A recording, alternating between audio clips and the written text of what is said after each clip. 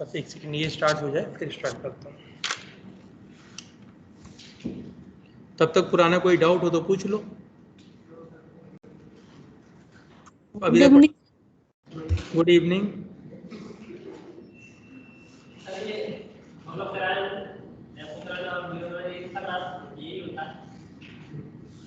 जो हमें आता है हमने पढ़ा दिया। इनके हिंदी के नाम होंगे भी तो भी नहीं पूछे जाएंगे आपसे, पूछा यही जाएगा जो हम लिखा रहे हैं। ठीक,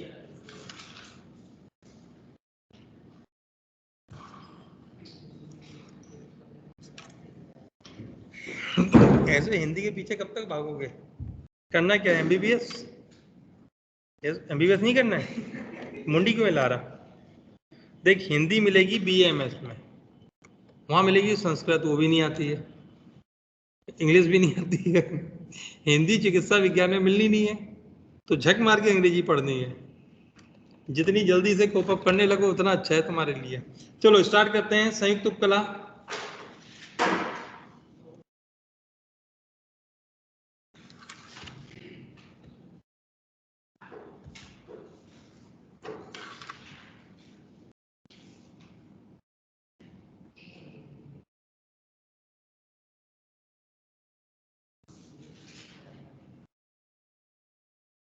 गुड़िया, इसको लिखना ही नहीं है, इसको घर जाके लिखना है, कोई नहीं लिखेगा।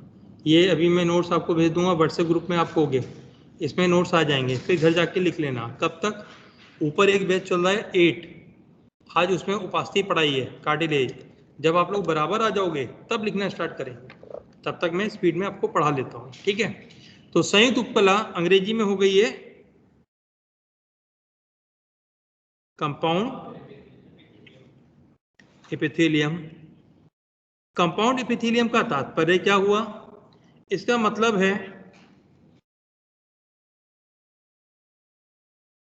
यह सेल्स की दो या दो से अधिक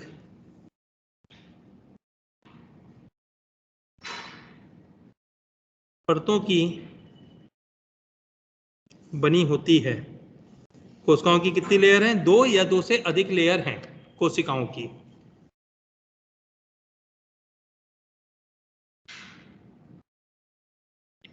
इनका कार्य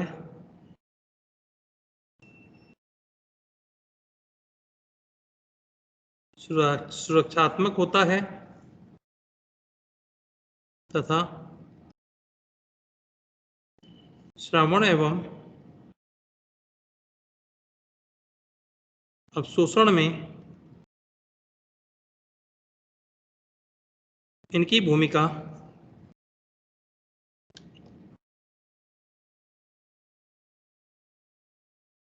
अत्यंत संक्षिप्त होती है। इसका मायने क्या हुआ? जो श्रवण है, दैट इज सिक्रीशन, और एब्जॉर्प्शन, उसके लिए चीज़ों को पतला होना चाहिए, वरना चीज़ें आर पार कैसे जाएंगी या बाहर कैसे आएंगी। जैसे अगर हम लोग को अभी पसीना आए तो हमने एक शर्ट पहन रखी है, तो ये पसीना बाहर आएगा, शर्ट आपको गीली दिखेगी, मतलब पसीना बाहर तक आया, क्योंकि शर्ट की लेयर एक है।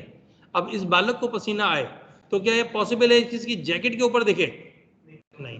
परतें ज्यादा हो गई तो चीजें बाहर आने की गुंजाइश कम हो गई, तो इसीलिए श्रवण में इसकी कम उपयोगिता या अवशोषण में कम। इसके ऊपर अगर कोई चीज डाली जाए, कोई कोई केमिकल डाला, कोई तेजाब है वो डाल दिया गया, तो तेजाब इसके कपड़ों को जलाएगा, क्या इसके शरीर को क्षति पहुंचेगी? नहीं, क्योंकि ज्यादा मल्टीपल लेयर्स हैं, तो जितनी ज्यादा कोशिकाओं की परतें होंगी उतना ज्यादा सुरक्षात्मक आवरण हो जाएगा। अब ये सुरक्षा किस किस प्रकार की है, कैसे कैसे सुरक्षा देगा? तो ये सुरक्षा बेसिकली एनसीईआरटी ने आपको दो तरीके की बताई है, यांत्रिक प्रतिबलों से सुरक्षा तथा रासायनिक प्रतिबलों से सुरक्षा। यांत्रिक प्रतिबल से सुरक्षा का तात्पर्य क्या है? हम लोग डेली अपनी लाइफ में इधर से उधर घूमते रहते हैं, क्या हम लोग की त्वचा फट जाती है कहीं पे भी रगड़े? जैसे ये है, इसको मैं ऐसे करके ऐसे रगड़ रहा हूं, क्या मेरी त्वचा में कोई कट लगा? अगर ये केवल एक परत होती तो रगड़ते ही फट सकती थी, यस और नो? तो ये मैकेनिकल स्ट्रेस है, जो बाहर से यांत्रिक आघात है, यांत्रिक प्रतिबल है, उसे सुरक्षा दे रही है। या दूसरी चीज बात करें, जैसे मैंने बताया कि इसके ऊपर अगर कोई एसिड अटैक करे तो जितनी ज्यादा लेयर है उतना प्रोटेक्शन देगा। तो तेजाब क्या है? रसायन है। तो विभिन्न प्रकार के रसायन हम लोग की बॉडी के कांटेक्ट में आते हैं लेकिन बॉडी को हार्म नहीं पहुंचता है, तो ये आपकी रासायनिक प्रतिबलों से सुरक्षा दे रही है। और अगर हार्म होगा भी, हानि होगी भी, तो इसी लेयर को होगी, अंदर के ऊतक सुरक्षित रह जाएंगे। तो ये यांत्रिक और आपके यांत्रिक दैट इज मैकेनिकल और केमिकल दैट इज रासायनिक प्रतिबलों से सुरक्षा हो गई। अब सपोज करिए आप लोग समुद्र में नहाने गए, समुद्र में नहाने गए तो दिक्कत क्या? समुद्र में नहाने गए, आप तैरने नहीं गए, हमने तैरने भेजा भी नहीं है। और समुद्र हर जगह इतना गहरा नहीं होता कि तुम्हें तैरना पड़े। अब बताओ, खारा पानी है मतलब उसकी ऑस्मोलैरिटी ज्यादा, उसकी जो आपकी सांद्रता है ज्यादा। तो अगर आप सपोज करो एक अंगूर लिया और अंगूर को बहुत चाशनी के अंदर डाल दिया तो क्या होगा? एक अंगूर लिया ताजा और उसको चाशनी में डाल दिया, एक्सोस्मोसिस होगी, पानी बाहर आएगा, वो सिकुड़ जाएगा। तो हम लोग की बॉडी में भी यही होना चाहिए। बाहर तो बहुत ज्यादा सांद्र NaCl वगैरह ज्यादा, सॉल्ट ज्यादा, तो शरीर का पानी बाहर आना चाहिए, नहीं आता है। क्यों? क्योंकि त्वचा हम लोग की कैसी है? कंपाउंड एपिथेलियम, और वो शरीर को परासरण से क्या कर रही है? सुरक्षा दे रही है। तो परासरणी प्रतिबलों से सुरक्षा मिल गई, यस और नो। फिर तापमान से समझिए, आप लोग गीजर के पानी से, गर्मा गर्म पानी से नहाते हैं, क्या उतनी क्षति पहुंचती है जिस पानी से आप नहा रहे हैं? अगर सपोज करिए आप मुख गुहा खोल के, मुख गुहा में भी क्या हुआ है? पतली एपिथेलियम, कोई नॉर्मली आपको ऐसे नहीं मिलेगी। एक सिंगल लेयर के ऊपर अगर उतना गर्म पानी डाला जाए तो वो तो जल जाएगी, वो नॉर्मली उतना प्रोटेक्ट नहीं कर पाएगी। तो तापमान से भी सुरक्षा देगी। तो 4 तरीके की सुरक्षा हो गई, मैकेनिकल, केमिकल, ऑस्मोटिक और टेम्परेचर। यह सुरक्षा।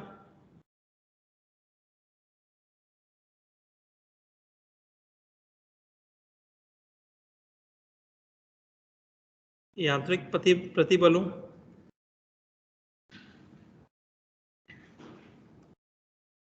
रासायनिक प्रतिबल,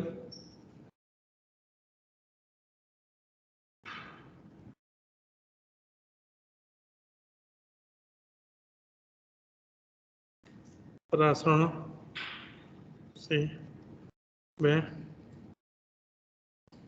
ताप से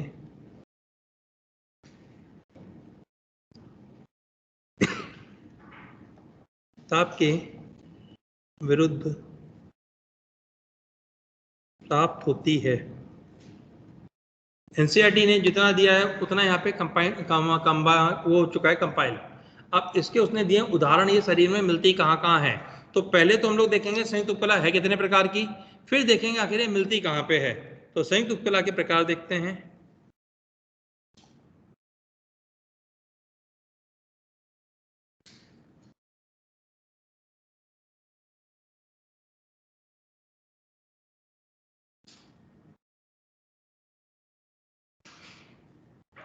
पहली है संक्रमण उपकला, इंग्लिश में ट्रांजिशनल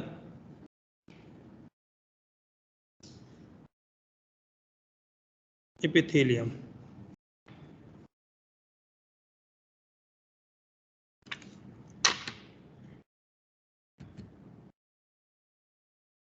जितनी भी आपकी उपकलाएं हैं संयुक्त उपकला, वे हमेशा मल्टी लेयर्ड होंगी। मल्टी लेयर्ड होंगी तो ये दिख कैसी रही है, देखते हैं इसको। यहाँ पे है बच्चों एक आधार कला। आधार कला तो मैंने बताई है ना, सभी उपकला में होगी, कोई भी उपकला ऐसी नहीं जिसमें आधार कला ना हो। अब इसके ऊपर कोशिकाएं हैं घनाकार। प्रारंभिक लेयर कैसी कोशिकाओं की है? घनाकार, लंबाई चौड़ाई एक बराबर। इसके ऊपर कुछ अम्ब्रेला जैसी कोशिकाओं की 2 से 3 परतें हैं, एक परत, दो परत,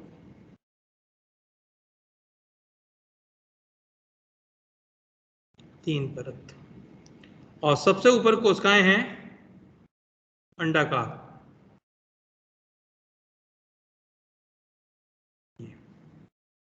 ये इसकी नॉर्मल संरचना है।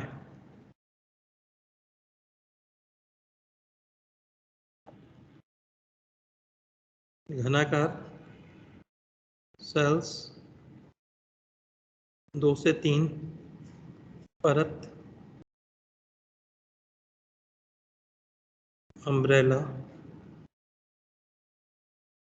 जैसी सेल्स और अंडाकार सेल्स की परत ये है।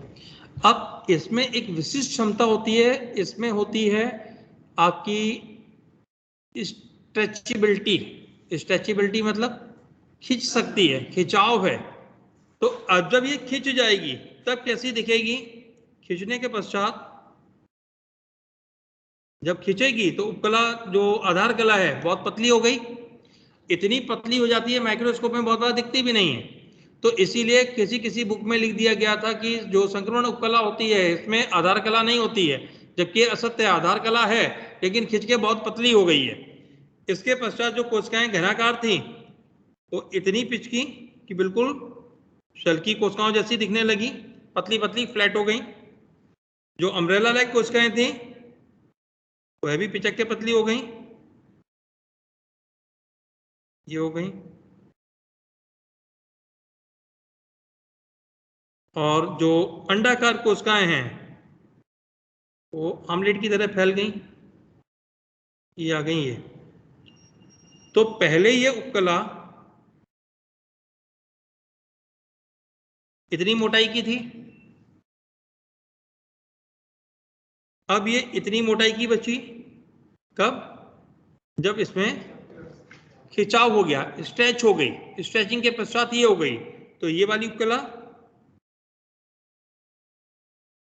विश्रामावस्था में और ये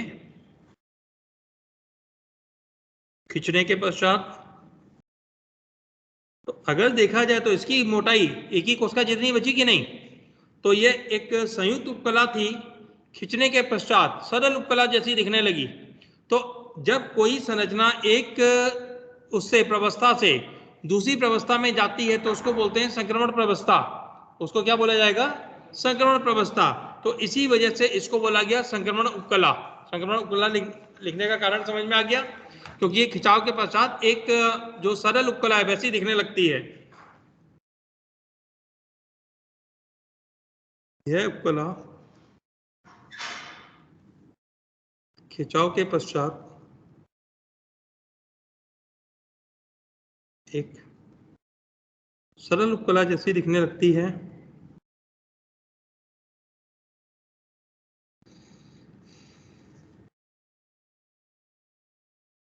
अतः यह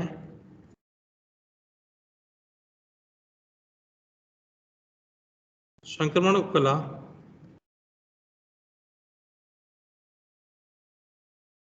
कहलाती है। संक्रमण उपकला का काम क्लियर, पूरा वो क्लियर। इसमें स्ट्रेचिंग है, केवल आपको ध्यान क्या रखना है, ये स्ट्रेचेबल है। अब ये पाई कहाँ जाएगी?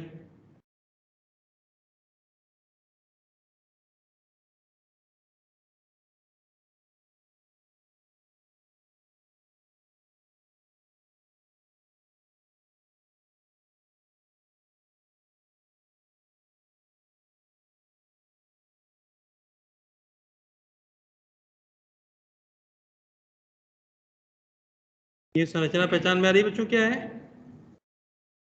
ये संरचना? क्या है? यूरिनरी ब्लैडर है, किडनी है, वह सब चीजें हैं।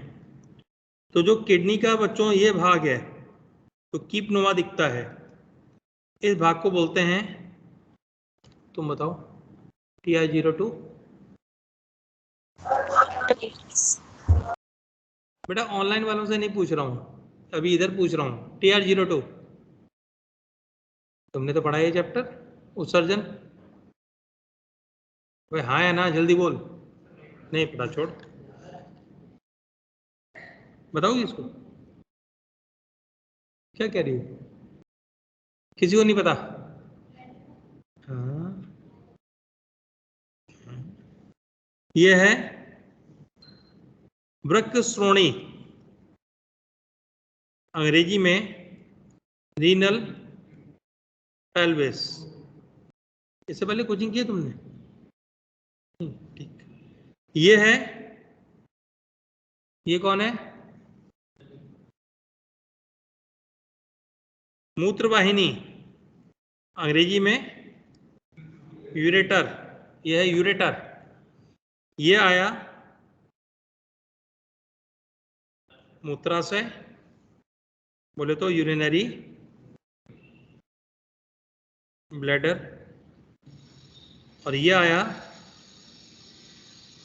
प्रारंभिक मूत्र मार्ग, प्रॉक्सिमल यूरेथ्रा। मूत्र मार्ग को क्या बोलते हैं? यूरेथ्रा। तो इन सभी संरचनाओं का अस्तर इसी का बना हुआ है। कितनी संरचनाएं हैं? जो 4 संरचनाएं हैं, इन सभी का अस्तर किसका बना है?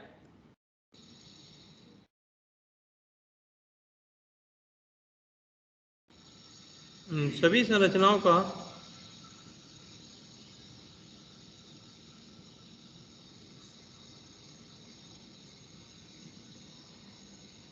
अस्तर संक्रमण उपकला से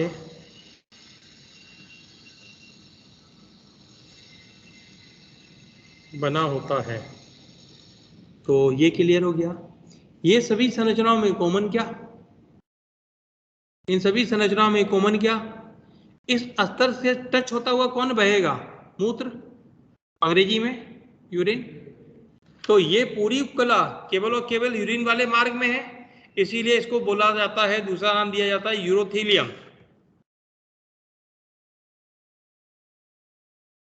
यह उपकला केवल मूत्र प्रवाह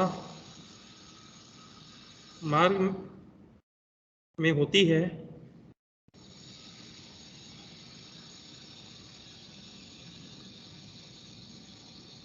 अतः इसको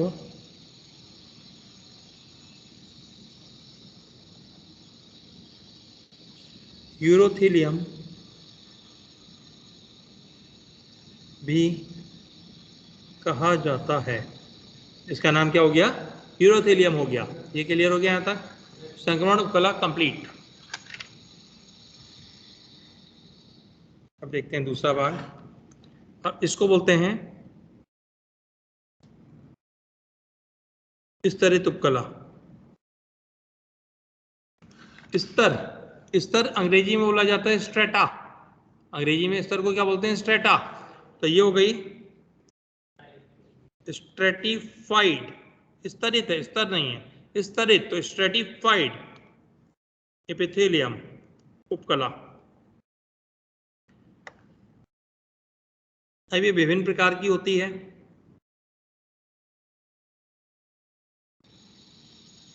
पहला प्रकार देखते हैं,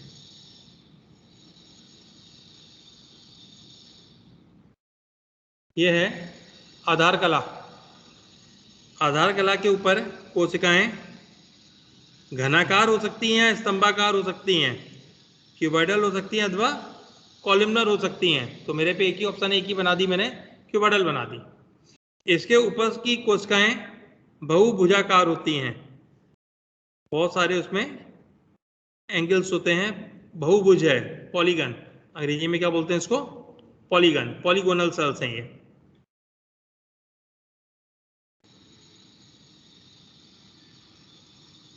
और सबसे ऊपर की जो कोशिकाएं हैं वह हैं शल्क समान पतली। कैसी कोशिकाएं हैं? शल्क समान पतली। अब इस केस में हुआ क्या, जो नीचे की कोशिकाएं हैं ये विभाजन करेंगी और इनसे ऊपर वाली कोशिकाएं बनेगी। लेकिन ऊपर वाली कोशिकाएं बनेंगी तो उसमें क्रेटिन प्रोटीन बनने लगेगा। कौन सा प्रोटीन बनने लगेगा? क्रेटिन। व्हाइट कलर का जो जमा कर रहा हूं क्रेटिन है। ऊपर वाली कोशिकाएं और पुरानी और ज्यादा क्रेटिन, उससे ऊपर की कोशिकाएं और ज्यादा पुरानी और ज्यादा क्रेटिन, और सबसे ऊपर की कोशिकाएं सबसे पुरानी। तो इसमें केवल और केवल क्या भरा हुआ है? क्रेटिन भरा हुआ है। और क्रेटिन भरा हुआ है तो ये कोशिकाएं हो जाती हैं मृत सेल्स। क्रेटिन प्रोटीन से भरी हुई, ये सेल्स हो गई हैं मृत, डेड सेल्स हैं।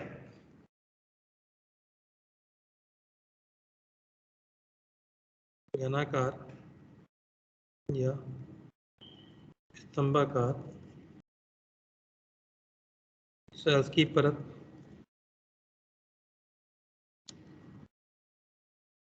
पॉलीगोनल सेल्स की परत, पॉलीगोनल मतलब बहुभुजाकार, और चपटी सल्ट समान सेल्स कैसी हैं? मृत हैं, चपटी सल्ट समान मृत सेल्स हैं। अब इसका नाम हो गया है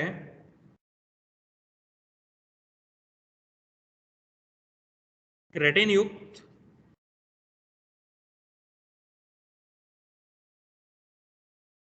स्तरित शेल की उपकला, अंग्रेजी में हो गई है क्रेटिनाइज्ड स्ट्रेटिफाइड स्क्वैमस एपिथेलियम। अब ये शरीर में कहाँ मिलेगी? ये बनाती है हम लोग की शरीर की त्वचा की बाह्यतम परत, अर्थात अगर कोशिकाओं के हिसाब से देखा जाए तो हम लोग जिसको ये टच करते हैं अपनी स्किन को, हम लोग मृत कोशिकाओं को टच कर रहे हैं, यस और नो? क्योंकि संपूर्ण शरीर के बाहर मृत कोशिकाओं का आवरण है। ऐसा है क्यों? शरीर के बाहर मृत कोशिकाओं का आवरण क्यों लगा दिया गया? कौन बता पाएगा? दो 4 5 1 6 लोग हैं, बाकी ऑनलाइन बैठे हैं। कौन बताएगा? तुम 6 में से किसी का कोई जवाब? बोला हम टीचरों को जवाब नहीं देते हैं। ऑनलाइन वालों को जवाब?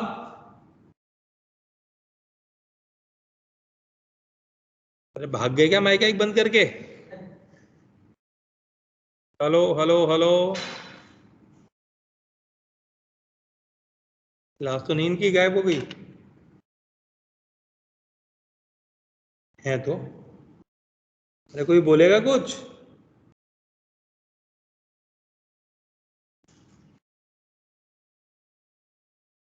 अरे बोलो वरना मैं तुम लोग को क्लास से बाहर कर दूंगा जब बोलोगे ही नहीं।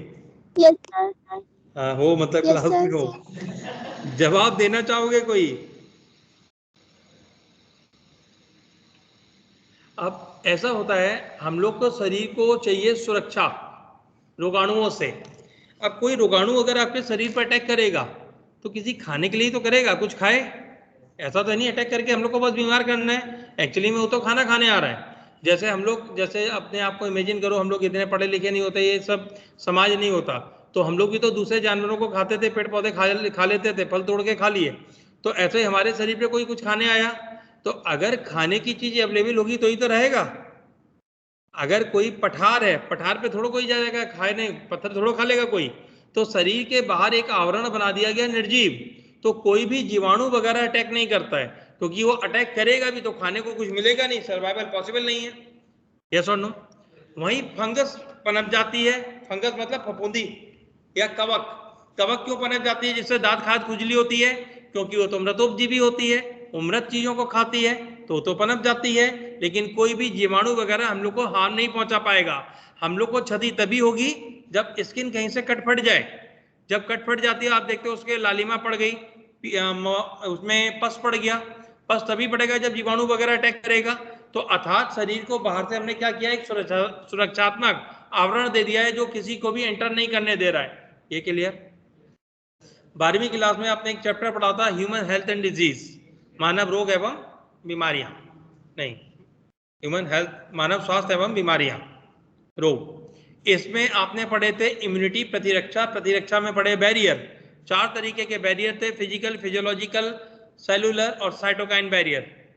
पहला बैरियर था फिजिकल बैरियर। फिजिकल बैरियर में 2 चीजें थी, त्वचा और आपकी म्यूकस मेम्ब्रेन। त्वचा मैंने पढ़ा दी, ये फिजिकल बैरियर है कि नहीं है? आपकी प्रतिरक्षा दे रही कि नहीं? ये एक तरीके से ऐसा है जैसे घर के, आप अपने घर में रहते हो तो घर की चार दीवारी वो किसी को एंटर नहीं करने देती, वो निर्जीव है, वो किसी को नहीं। अब आप ऐसा थोड़े दीवार के पास जाके बोलो अरे मैं तो यार अंदर ही रहता हूँ मुझे जाने दे, तो दीवार एकदम से फट पड़े तुम अंदर चले जाओ, पॉसिबल ही नहीं, किसी को नहीं पहचानेगी। तो ये हो गया हम लोग का प्रतिरक्षात्मक आवरण। तो एक केस ये क्लियर। इसी का दूसरा फॉर्म देखो,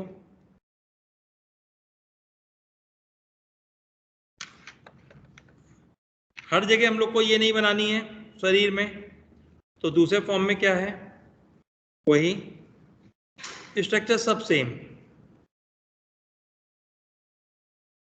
बहुभुजाकार कोशिकाएं,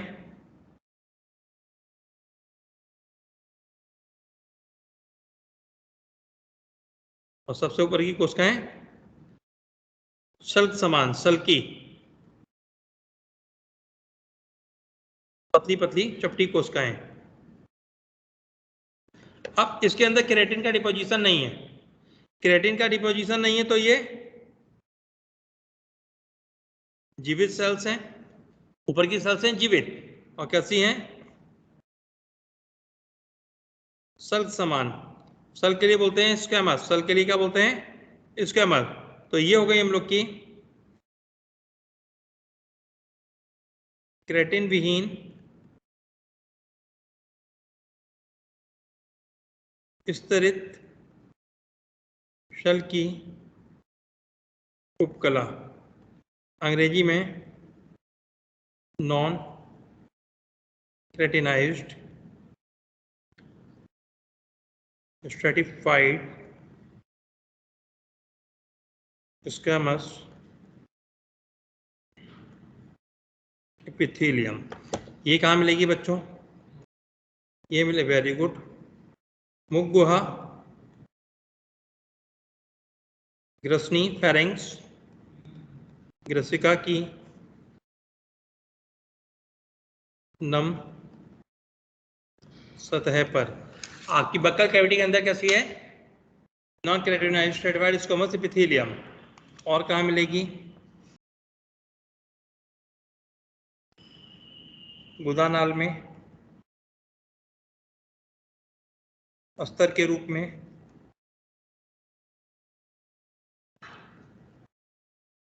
योनि के अस्तर के रूप में,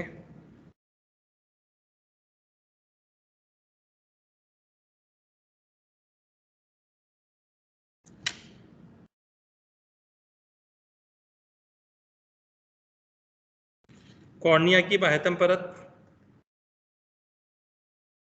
कॉर्निया मतलब ये ट्रांसपेरेंट पार्ट, ट्रांसपेरेंट पार्ट को क्या बोलते हैं, कॉर्निया।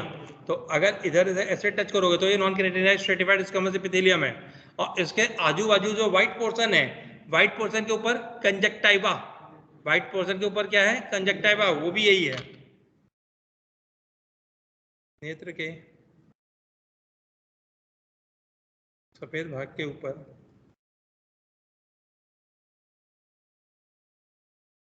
स्थित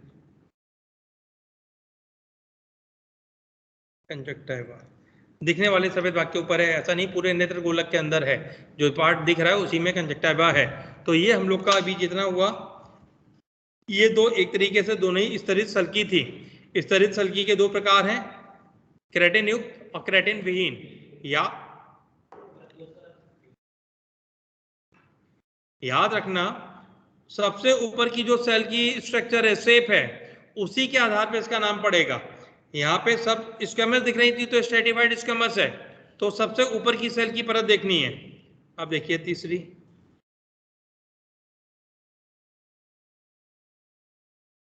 एवं अंतिम,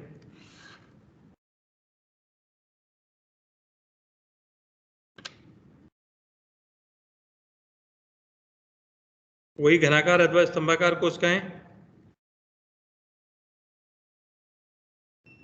पॉलीगोनल सेल्स,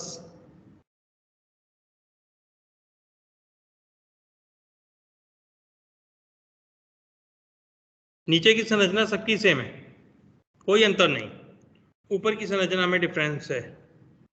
अब यहाँ सेल्स कैसी आ गई, लंबाई चौड़ाई एक बराबर, लंबाई चौड़ाई एक बराबर, तो कोशिकाएं कैसी हैं, घनाकार, तो इसका नाम हो गया स्तरित घनाकार उपकला, स्ट्रेटिफाइड क्यूबॉइडल एपिथेलियम। ये नलिकाओं का स्तर बनाती है। ये किसका स्तर बनाएगी? ये है नलिकाओं का स्तर बनाती है। किस किस नलिका का स्तर बनाएगी?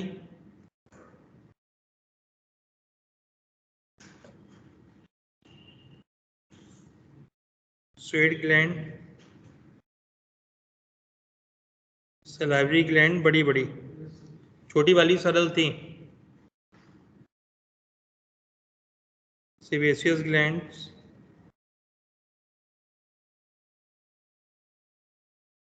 Mammary glands,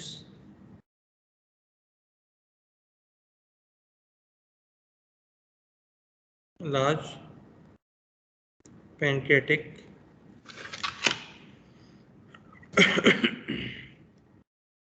ducts. Sweat gland मतलब श्वेत ग्रंथि, सलीवी ग्लैंड मतलब लाल ग्रंथि, सेबेशियस ग्लैंड मतलब तैल ग्रंथि, मेमरी ग्लैंड दुग्ध ग्रंथि, और ये बड़ी अग्नाशयिक नलिकाएं। ये यहाँ पे भी स्वेट ग्लैंड की और इनकी बड़ी नलिकाओं में। याद रखना, छोटी नलिकाओं में सरल घनाकार होगी, बड़ी में ही आपको स्तरित घनाकार मिलेगी। तो ये आ गया आपका पूरा का पूरा स्तरित उपकला का जो पार्ट था, ये कंप्लीट हो गया। अब एक एडिशनल फीचर समझना, आपको ये भी पता होगा आपकी त्वचा रोज नई बनती रहती है, ऊपरी परत हट जाती है और नई परत आ जाती है, ऐसा पता है? नहाने धोने में ऊपरी परत हट जाती है, तो ये वाली जो लेयर है ये लगातार डिवाइड करेगी, और ये डिवाइड करेगी तो ऊपर की कोशिकाएं नई नई बन के आती रहेंगी, क्रेटिन बढ़ता रहेगा, मृत होती रहेंगी, टूट के हटती रहेंगी, बार बार रिप्लेस होती रहेंगी। तो ये वाली लेयर की सेल्स को बोलते हैं स्ट्रेटम जर्मिनेटिवम। इनको क्या बोलते हैं? जनन स्तर, स्ट्रेटम जर्मिनेटिवम। तो इसके लिए लिख देता हूं आपके लिए, इनकी सबसे नीचे की सेल्स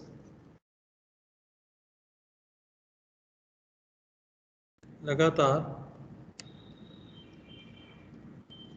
विभाजन कर नई सेल्स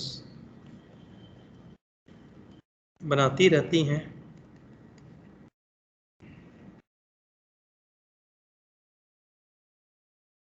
अतः यह परत स्ट्रेटम जर्मिनेटिवम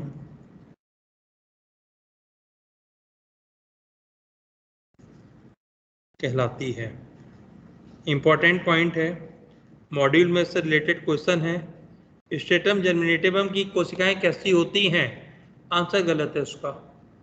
उसमें ऑप्शन घनाकार भी दिया है, स्तंभाकार भी दिया है, दोनों ही होती हैं। तो उस क्वेश्चन को लेके दोबारा मेरे पास मत आना, वो आंसर गलत है उसमें, ठीक है? ये दोनों ही प्रकार की होंगी, स्तंभाकार हो सकती हैं अथवा घनाकार हो सकती हैं, कभी भी इनका डिसाइडेड नहीं होता है कौन सी होंगी। तो ये पूरा आपका संयुक्त उपकला कंप्लीट समझ में आ गई। चलो आगे बढ़ते हैं।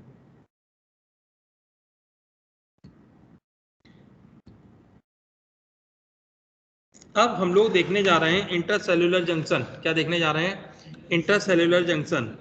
तात्पर्य क्या हुआ इनका? Inter cellular junctions.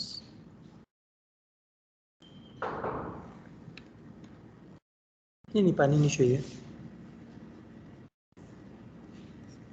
अंतर कोशिका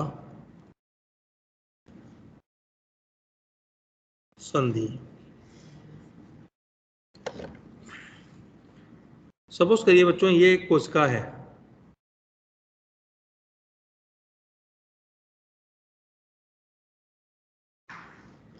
उपकला की कोशिका है ये, तो इसके इधर भी एक कोशिका होगी,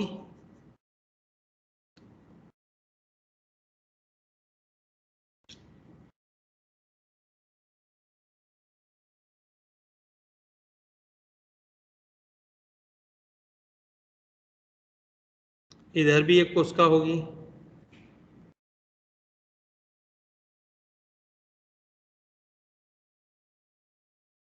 पीछे भी एक कोशिका होगी, आगे भी एक कोशिका होगी, चारों तरफ से कोशिकाएं होती हैं क्योंकि ये तो परत में लगी होती है।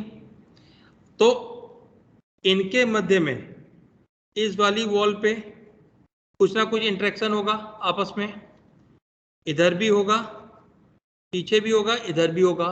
अर्थात जैसे अगर हम लोग अपने आप को इमेजिन करें कि हम लोग खड़े हैं, बहुत भीड़ भाड़ वाली जगह है, हमारे चारों तरफ इंसानी इंसान है, तो इधर वाले से भी टच हो रहे हैं, इधर वाले से भी, आगे वाले से भी, पीछे वाले से भी। अब इनके बीच में कैसा इंटरेक्शन है, कैसा इनका संबंध है, इनके मध्य कैसे चीजों का आदान प्रदान होता है या नहीं होता है, उस चीज को देखने जा रहे हैं। या दूसरे महीने में ऐसा समझिए, हम लोगों ने कॉलोनी बनाई, कॉलोनी में घर बनाए हैं, घर की दीवारें जुड़ी हुई हैं, इतनी पास पास में है कि मतलब बहुत पास में है, तो अब घरों के बीच में इंटरेक्शन अलग अलग होते हैं। किसी पड़ोसी से लड़ाई हो गई, सपोज करिए सब घरों के दीवारों पे हम लोगों ने खिड़कियां दे रखी थी कि एक दूसरे के घर में आप झांक ताक कर सको या बात कर सको। अब जिसके घर में आपस में लड़ाई हो गई पड़ोसियों में, तो वो खिड़की का क्या होगा, परमानेंट बंद, चिन्हवा दी जाएगी, खत्म, कोई आदान प्रदान नहीं होना है। किसी घर में बहुत अच्छा आपका वो है रिलेशन, फैमिली टर्म्स है, तो उससे आदान प्रदान होगा, दोनों खिड़की हटा के हो सकता है दरवाजा लगवा दें कि आप आपस में आदान प्रदान करेंगे। या कहीं ऐसा हो कि दीवारें दूर दूर भागी जा रही है, मतलब गिरने का खतरा है, तो बीच में सीमेंट डाल के उनको चिपका दिया जाएगा जिससे घर ना टूटे। तो अलग अलग तरीके के इंटरेक्शन है, किसके लिए है, या तो संरचनात्मक सहारा देना है या कार्यात्मक सहारा देना है। तो इनके लिए बनेगी संधियां, इनके लिए क्या बनेगी, संधियां। और अधिकांश ऊतकों में संधियां पाई जाती हैं कि कोशिकाएं आपस में कैसे कार्य करेंगी। तो संधियां हैं क्या,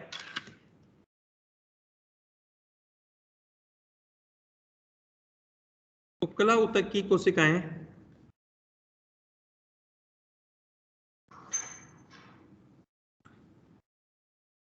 अल्प मात्रा में उपस्थित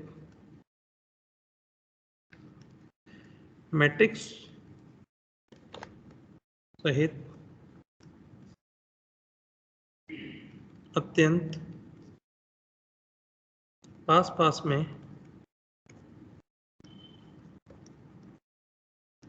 स्थित होती हैं।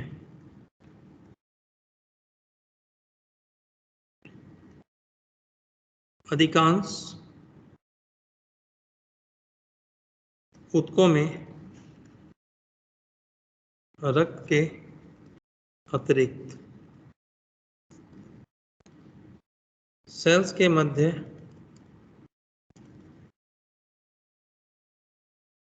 संरचनात्मक सहारा प्रदान करने हेतु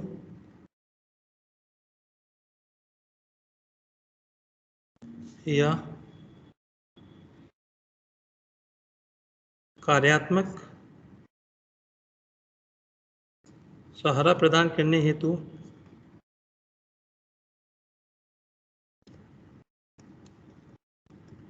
इंटरसेल्युलर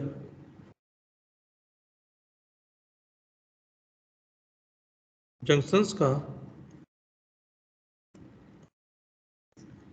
निर्माण होता है। यह जंक्शन मतलब संधियां निम्न प्रकार की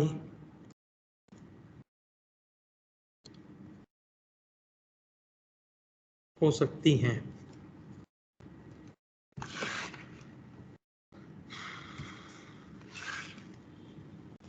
नंबर 1, सपोज करो बच्चों, एक सेल ये है,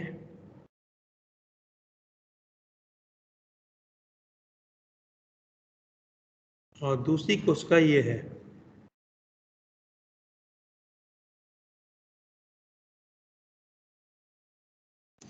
इन सेल्स को आपस में कम्युनिकेट नहीं करना है, अर्थात इनको आपस में कोई भी चीज का आदान प्रदान नहीं करना है।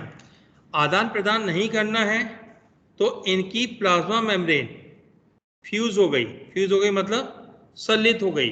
तो यहां पे क्या हुआ,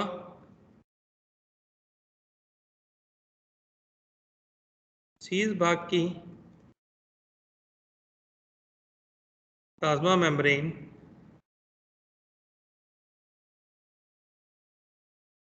संलित हो जाती है, अतः पदार्थों का रिसाव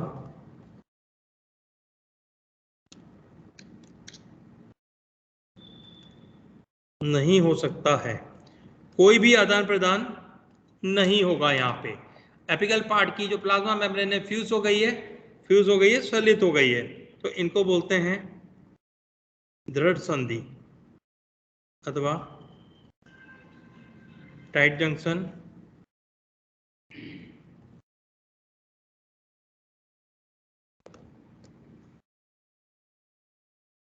जोना ऑक्लूडेंस।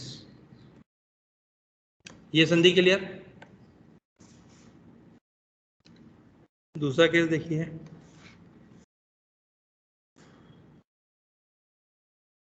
एक सेल ये और दूसरी सेल ये परस्पर बहुत सटी हुई हैं। अब इन कोशिकाओं को करना क्या है, इनको एक दूसरे के जो अणु हैं, आयन हैं, उनसे मतलब है। एक दूसरे के आयन को क्या करना है, एक्सचेंज करना है। एक्सचेंज करना है तो इनके मध्य कुछ ना कुछ बने। तो यहाँ पे एक ऐसा ट्रांसमेम्ब्रेन प्रोटीन है जो यहाँ से यहाँ तक निकला हुआ है। ये पूरा ट्रांसमेम्ब्रेन प्रोटीन है, जैसे कोई नली लगा दी गई हो, खोखली। ये दूसरी का ट्रांसमेम्ब्रेन प्रोटीन है और ये दोनों आपस में आमने सामने आ गए। आमने सामने आ गए तो इस कोशिका का पदार्थ इसमें चला जाएगा और इसका इसमें चला जाएगा। अर्थात यहाँ पे प्लाज्मा में जो हुआ है साइटोप्लाज्म, साइटोप्लाज्म आपस में इनका जुड़ गया कि नहीं। इसमें दो परस्पर स्थित सेल्स का साइटोप्लाज्म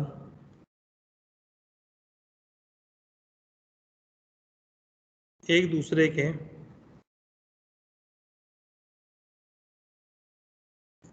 संपर्क में आ जाता है तथा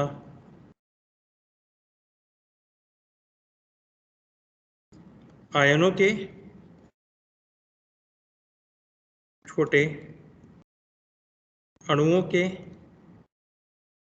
व कभी-कभी बड़े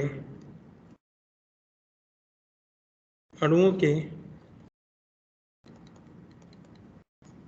आदान प्रदान को तीव्र बना देता है। तो यहाँ पे क्या होगा, आदान प्रदान तेजी से होगा। आदान प्रदान तेजी से होगा तो इनको बोलेंगे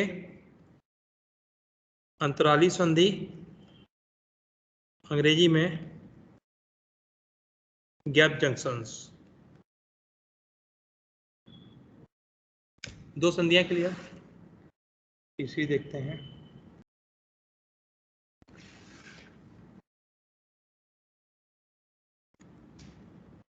एक कोशिका हम लोग की ये है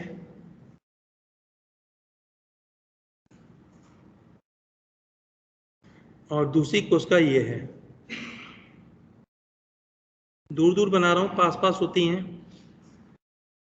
इन कोशिकाओं को आपस में चिपका देना है, इनको दूर दूर होने ही नहीं देना है। तो दूर दूर नहीं होने देना है तो उसके लिए क्या क्या किया जाए। आपने बचपन में शायद प्लास्टिक के उनसे खेला होगा, ब्लॉक से ABCD लिखा होता था, ऐसे उनको पुश करो चिपक जाते थे। उनमें साइड में नहीं गोले गोले बने होते थे, ऐसे उसको चिपकाओ तो ब्लॉक ABCD लंबी लंबी बन जाती थी ना। तो ऐसे ही यहाँ पे क्या है, यहाँ पे हैं गोले, ये ट्रांसमेम्ब्रेन प्रोटीन के, जैसे ये है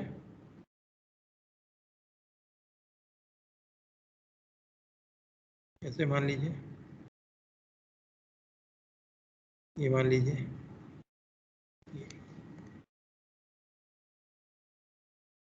आपस में ऐसे करके जुड़ गए हैं। इनको बोलते हैं ट्रांसमेम्ब्रेन प्रोटीन। हिंदी नहीं है इसकी, ट्रांस मेम्ब्रेन प्रोटीन। ट्रांसमेम्ब्रेन अर्थात जो मेम्ब्रेन के आर पार हों, ट्रांसमेम्ब्रेन प्रोटीन के ये बन गए। अब इसको और ज्यादा सुरक्षा चाहिए, अगर अभी भी इसको मैं खींचूंगा ये अलग हो जाएंगे, तो अलग होने से बचने के लिए इन्होंने क्या किया, ये आपस में एक प्रोटीन की प्लेट से जुड़ गए। ये आपस में किससे जुड़ गए हैं, प्रोटीन की एक प्लेट से ये जुड़ गए। इधर वाले भी प्रोटीन की एक प्लेट से जुड़ गए। इसको बोलते हैं प्रोटीन प्लेक। क्या बोलते हैं इसको, प्रोटीन प्लेक, धब्बा, प्रोटीन का बना हुआ धब्बा। और ज्यादा सहारा देना है, तो और ज्यादा सहारा देने के लिए इनमें से तंतु निकल के साइटोप्लाज्म में फैल गए। ये तंतु निकल के कहाँ चले गए हैं, साइटोप्लाज्म में। ये तंतु बने किसके हैं,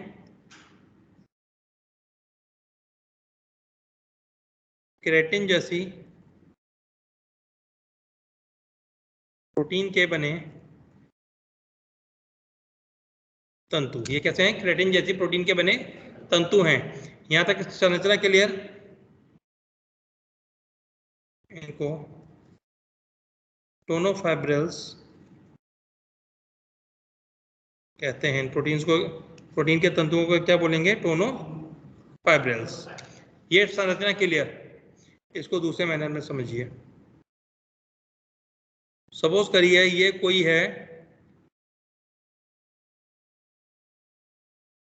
सरफेस, दीवार है या सीमेंट का बना स्ट्रक्चर है, कुछ भी है, इसमें मैंने क्या किया है, ये कीलें गाड़ दी हैं।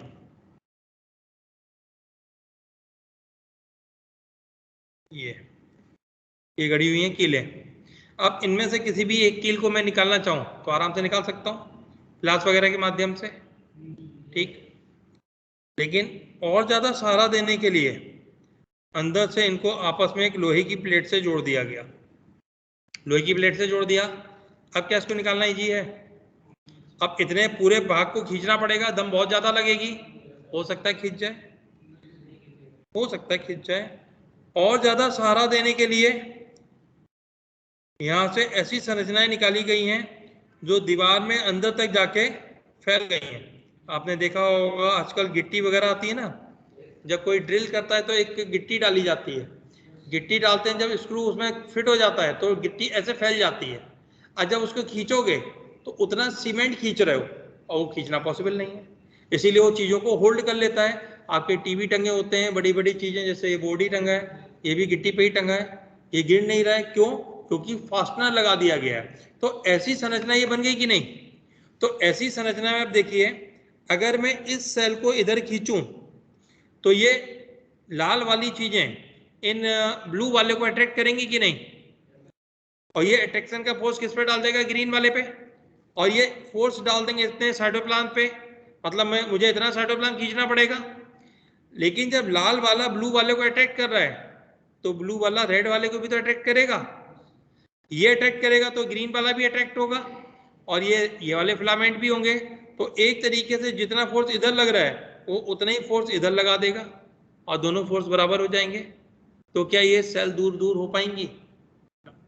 तो ये संधि जो बनी, इस संधि को बोलते हैं डेस्मोसोम या एडहेरिंग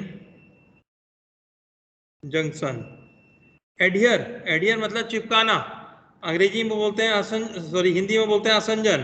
तो ये हो गई आसंजी संधि। सेल्स के मध्य सीमेंटिंग का कार्य कर उनको पृथक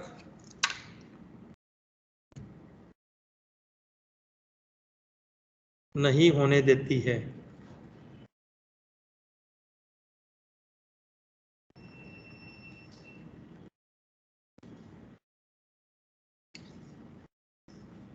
दूसरा नाम भी होता है इसका मैकुला एडिरेंस, ये इसी का नाम है। ये तीनों संधियां क्लियर। तो ये तीनों संधियों के माध्यम से हम लोग के जो विभिन्न प्रकार के ऊतक की कोशिकाएं हैं आपस में संरचनात्मक सहारा प्राप्त करेंगी अथवा कार्यात्मक सहारा प्रदान प्राप्त करेंगी। अब आती है बात एनसीईआरटी की, और यहीं पे बात आके फंस जाती है। आप बोलोगे हिंदी एनसीईआरटी बोलोगे? नहीं, एनसीईआरटी केवल इंग्लिश की पढ़नी है आपको, क्योंकि हिंदी में गलतियां बहुत हैं।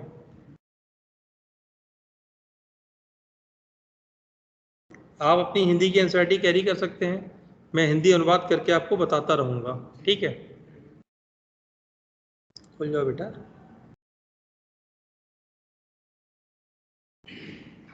नहीं, तुम्हारी चैप्टर क्यों खुला हुआ है? यहीं तक पढ़ा दिया था ना मैंने, ये यहां से होगा, ये कॉलमनर से पढ़ाना है, क्यूबाइडल पढ़ाया था मैं। The columnar epithelia is composed of a single layer of tall and cylinder cell. स्तंभाकार उपकला किसकी बनी होती है? एक परत किसकी? लंबी तथा पतली कोशिकाओं की। ये सिलेंडर का मतलब है पतली। Their nuclei are located at the base, इनके केंद्रक इनके आधार में उपस्थित होते हैं। ये लाइन शायद हिंदी एनसीईआरटी में नहीं है क्या लिखा है? चलो ये अच्छी बात है। फ्री सरफेस में है माइक्रोबलाई, अर्थात जो ऊपरी सतह है उस पर सूक्ष्मांकुर हो सकते हैं। माइक्रोबलाई हिंदी में होते हैं सूक्ष्मांकुर। They are found in the lining of stomach and intestine and help in the secretion and absorption. यह आमाशय तथा आंतों की अस्तर बनाती है तथा श्रवण तथा अवशोषण में सहायक होती है। ये लाइन और ये वाली लाइन अलग अलग हैं, अर्थात ये यहां से अलग लाइन है। माइक्रोबलाई स्टमक में नहीं होती है, याद रखना। माइक्रोबलाई कभी भी स्टमक में प्राप्त नहीं होगी आपको। फिर आगे बढ़ते हैं। If the columnar or the cuboidal cells bear cilia on their free surface, they are called ciliated epithelia. यदि स्तंभाकार अथवा घनाकार कोशिकाओं की ऊपरी सतह पर पक्षमाभ होते हैं तो उसको पक्षमाभी उपकला कहते हैं। Their function is to move particle or mucus in a specific direction over the epithelia. इनका कार्य कणों को अथवा श्लेष्म को एक विशिष्ट दिशा में प्रवाहित कराना होता है। जब भी सीलिया होगी तो प्रवाहित कराएगी।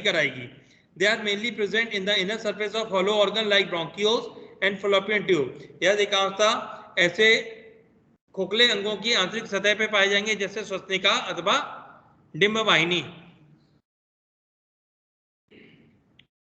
Some of the columnar or cuboidal cells get specialized for secretion and called glandular epithelium.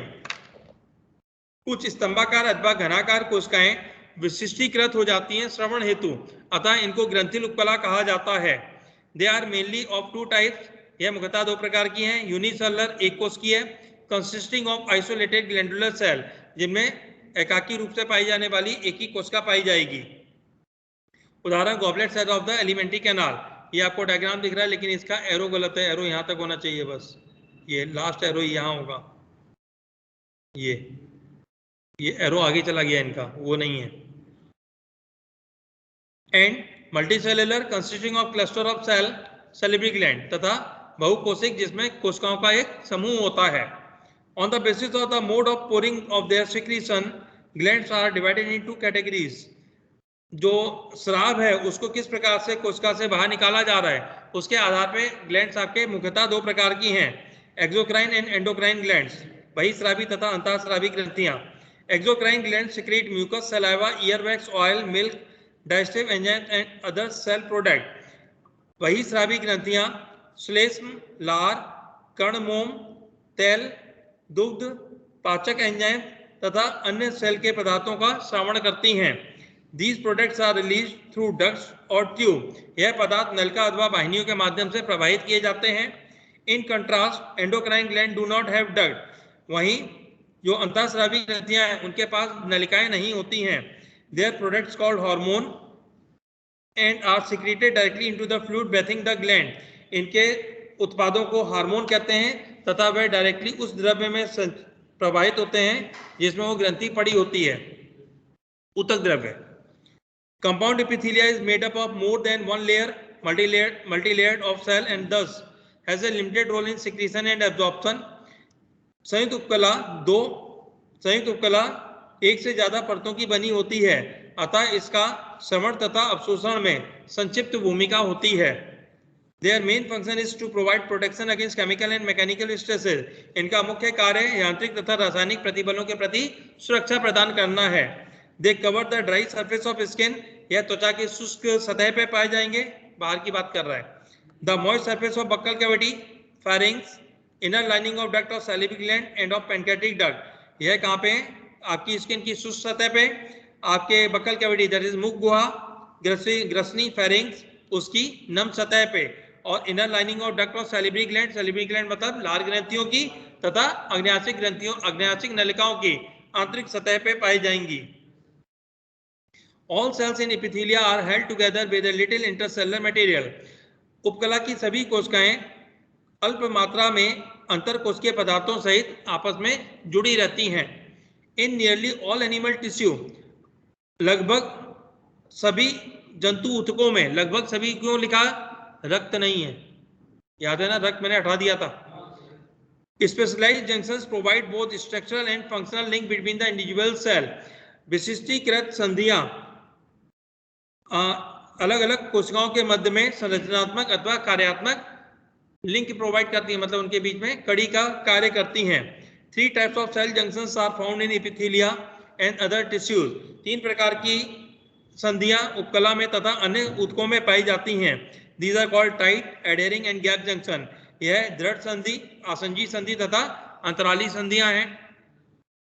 Tight junctions help to stop substance from leaking across the tissue. दृढ़ संधि का कार्य ऊतकों के मध्य पदार्थों के रिसाव को रोकना होता है। Adhering junction perform cementing to keep neighbouring cells together. आसंजी संधि का कार्य सीमेंट की तरह कार्य करके परस्पर स्थित कोशिकाओं को एक साथ बनाए रखना है। Gap junction facilitate the cells to communicate with each other by connecting the cytoplasm of adjoining cell for rapid transfer of ion, small molecules and sometimes big molecules। अंतराली संधियां कोशिकाओं के मध्य में कम्युनिकेशन कराती हैं, दैट इज कम्युनिकेशन, वार्तालाप नहीं है। ये क्या लिखा है हिंदी में? है नहीं, कम्युनिकेट वो भी नहीं है। कम्युनिकेट समझ गया ना, आपस में संपर्क कराएगी। With each other by connecting the cytoplasm of adjoining cell, उनके कोशिका द्रव्य को जोड़ के, किसके लिए? For rapid transfer of ion, द्रुत गति से आयन के ट्रांसफर के लिए, छोटे छोटे अणुओं के लिए और कभी कभी बड़े अणुओं के ट्रांसफर के लिए। अब ये एनसीईआरटी से मैं नहीं करूंगा, तुम लोग लाओ अपनी, ये गुग्गू की तरह बैठ के देखो मत, अपनी एनसीईआरटी अंडरलाइन करना सीखो, वरना ये मेरे को थोड़ा सिलेक्ट होना है भाई। हाँ नहीं, सभी एनसीईआरटी को बच्चा लिए बैठा है बस, बाकी सबकी गोल। हिंदी में तो मैं सारा अनुवाद कर ही रहा हूँ दोस्त, मैं तो डबल काम कर रहा हूँ ना आपके लिए। या तो मैं हिंदी की पढ़ा रहा हूँ तो तुम्हें समझ में ना आए, पूरी हिंदी अनुवाद कर रहा हूँ, उसको सारी चीजें मिली, उसको अंडरलाइन करो, स्टार लगाओ, अब काम करना स्टार्ट करो, ठीक है? चलिए खड़े हो जाएं आप सब। अरे नहीं भैया, वो प्रतिज्ञा करनी है। अरे हाथ आगे। भीड़ का हिस्सा नहीं बनना है मुझे विशिष्ट बनना है, और इसके लिए मैं अपने माता पिता एवं गुरुजनों के बताए रास्ते पर चलूंगा, हर दिन अपनी गलतियों को सुधारूंगा और खूब मेहनत करूंगा। जय हिंद, धन्यवाद। अब आप जा सकते हैं, मैं अपना आराम से इसको भेज दूं आपको।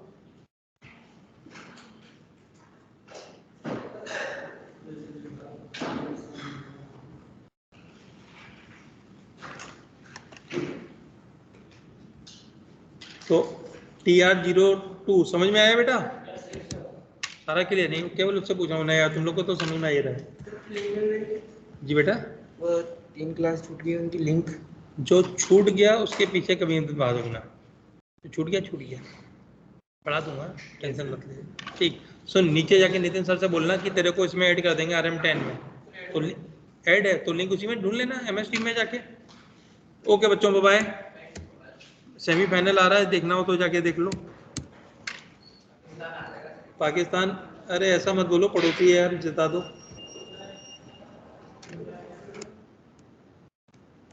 तुम्हें समझ में आया बेटा? तुमने इससे पहले कोचिंग पढ़ी है क्या? मतलब तुम थोड़ी पढ़ी लिखी लग रही हो मुझे। पूछ लो भैया, कहाँ से? मोशन में पढ़ाया गया है?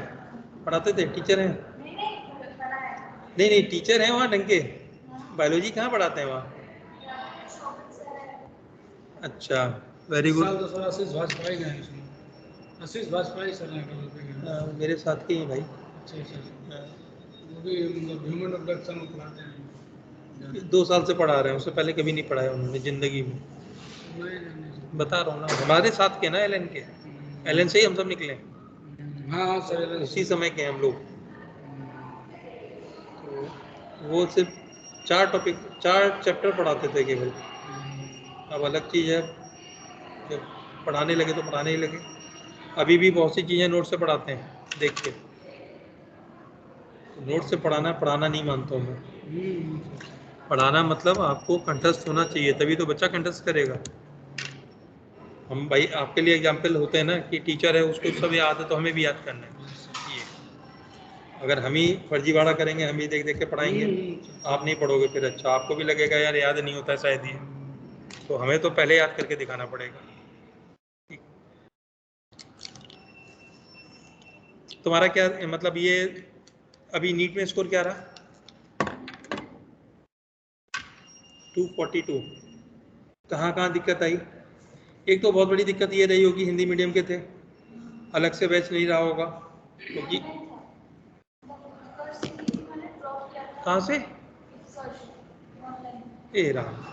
कहाँ फंस गए तुम? सो वॉट, हम लोग भी तो पढ़ाई रहे थे पेंडेमिक में, हमारे यहाँ से सिलेक्शन होते हैं। नहीं ऐसा भी नहीं है, इतने बड़े शहर में रहती हो, इतना तो जानकारी रखनी चाहिए ना कौन पढ़ा रहा है।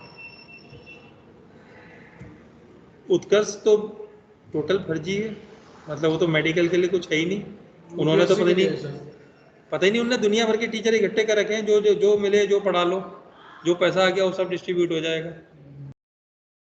जो ऑनलाइन है, ऑनलाइन का सबसे बड़ा दुर्भाग्य यही है, किसी की रिस्पॉन्सिबिलिटी है ही नहीं। आप जाके बोल दो उनसे कि भैया हमारा सिलेक्शन नहीं हुआ, आपने कैसा पढ़ाया? वो बोलेंगे हमने थोड़ा कहा था, तुमने सब्सक्रिप्शन लिया तुम देखो। कोई रिस्पॉन्सिबिलिटी कोई नहीं लेगा। आप बोलोगे हमारा टाइम टेबल नहीं बन रहा है, कोई है ही नहीं सुनने को, डाउट पूछने के लिए कोई नहीं है। तो यहाँ कम से कम सारी चीज़ें मौजूद हैं। भाई अनिल सर मेरा शेड्यूल नहीं बन रहा है, वो बनवा दो, मुझे डाउट है वो बता दो, मेरी क्लास छूट गई वो हम करके देंगे। तो एक होता है ना रिस्पॉन्सिबिलिटी, तो वहाँ तो ऑनलाइन तो अनाथों की तरह पढ़ा गया। तो यहाँ पे है चीज़ें जो इंटरेक्शन भी है, हम बुलाएंगे भी, हम आपसे ज़्यादा परेशान हम दिखेंगे, आप देखना धीरे धीरे हम 4 चीज़ें पूछेंगे, हमें ज़्यादा चिंता है आपके सिलेक्शन की, आपसे ज़्यादा, वो धीरे धीरे पता लग जाएगा। माँ बाप और टीचर, इसके सिवा सिलेक्शन कोई नहीं चाहेगा तुम्हारा। सही कह रहा हूँ कि नहीं? रिश्तेदार भी होंगे ना, वो सोचेंगे इसका सिलेक्शन ना हो, अगर सिलेक्शन हो गया तो उनके अजीब सा फील होता है ना उनको, कि अरे फलानी की लड़की तो सही हो गई, फलाने का लड़का तो डॉक्टर बन गया, अब हमारे घर में क्या। तो अपना बिल्कुल फिक्स होके टीचरों को फॉलो करो। टीचर